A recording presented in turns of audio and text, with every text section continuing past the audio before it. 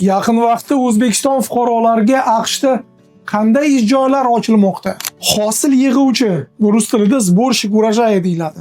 Asosiy ish beruvchilar Washington, Kaliforniya va Florida shtatlarida joylashgan. Masalan, Washingtonda shu olma hosilini yig'uvchilari maxsus bir kenguru sumkalarini ishlatishadi. Bir smenada yig'uvchilarga 10 gacha konteynerlarni to'ldirishga talab qo'yiladi. Qishloq xo'jalik texnikasining operator sельхозtexniki. Bu kasb egalari eng ko'p Iowa, Kansas va Nebraska shtatlarida kerak bo'lishadi. Issiqxona va ko'chatxona ishchilari, работник питомников и теплиц. Bunday mutaxassislar eng ko'p Oregon, Pensilvaniya va Severniy Karolinada kerak bo'lishadi. Chorvador yordamchisi.